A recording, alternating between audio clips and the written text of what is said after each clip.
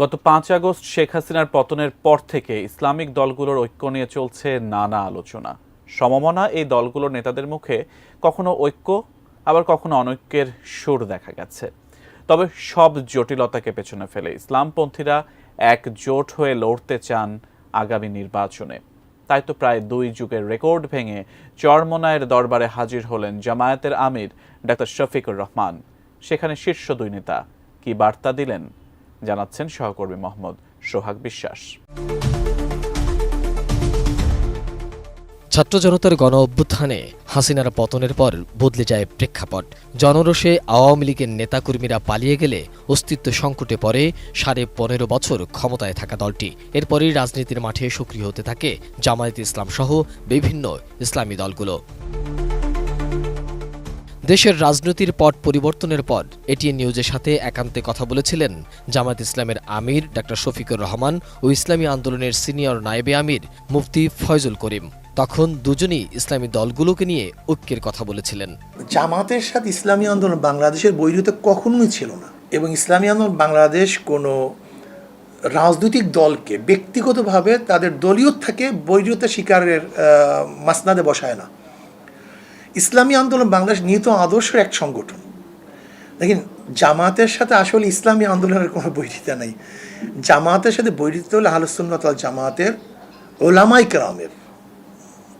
এখানে রাজনৈতিকভাবে তাদের সাথে আমাদের কোনো বৈরিতা নেই। আমাদের আদর্শ যেহেতু একই আদর্শ হওয়া সত্ত্বেও বিভিন্ন বিষয়ে সামান্য মত পার্থক্য থাকতেই পারে।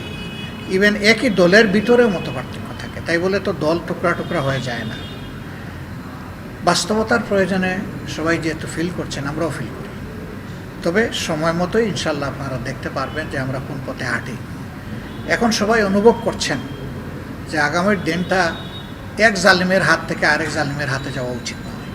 সঠিক প্যাড আর সঠিক তথ্য দিয়ে এসব সামলে নিব এক হয়ে। Monalisa sanitary napkin. তবে শেখ হাসিনা পালিয়ে যাওয়ার ৫ মাসেরও বেশি সময় হলেও ঐক্যের কোনো সুবাতাস বইতে দেখা যায়নি।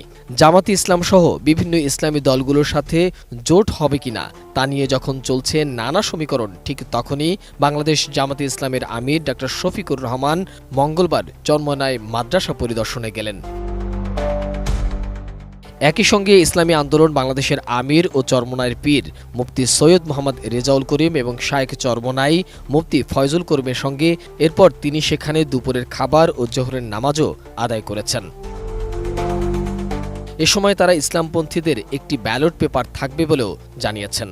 আমাদের উদ্দেশ্য আল্লাহর জন্য আমরা একত্রিত হয়েছি, এর বাইরে আমাদের কোনো উদ্দেশ্য নেই। আমরা এক আছি তো, আমরা এক আল্লাহ, এক কলিমা, এক রসুল সাল্লাল্লাহু আলাইহি সাল্লাম, আমরা সবাই বিশ্বাস করি। এই জায়গায় আমাদের মধ্যে কোনো বিভক্তি নেই। জনগণের প্রত্যাশা, দেশের দেশপ্রেমিক ইসলামী জনতার প্রত্যাশা হচ্ছে যে সব কেন্দ্রে যেন একটা বাক্স থাকে। সুষ্ঠু নির্বাচনের জন্য যে সংস্কার প্রয়োজন সেইটা করে তারপরে নির্বাচন। আমাদেরকে ইসলামের পক্ষে, দেশের পক্ষে, মানবতার পক্ষে আল্লাহ যেন আমাদেরকে ভালো কাজ করার তৌফিক দান করে। আমরা যেন সবাই একত্রিত হয়ে এই দেশটা যেন সুন্দরভাবে এবং ইসলামের পক্ষে, মানবতার পক্ষে কাজ করতে পারি। জামাতের আমিরের এই সফরকে ঐতিহাসিক উল্লেখ করেছেন বিভিন্ন নেতারা। চরমোনাইয়ের মাহফিল শেষে বরিশালের কর্মী সম্মেলনে যোগ দেন জামাতের আমির ডাক্তার শফিকুর রহমান। মোহাম্মদ সোহাগ বিশ্বাস, এটিএন নিউজ, ঢাকা।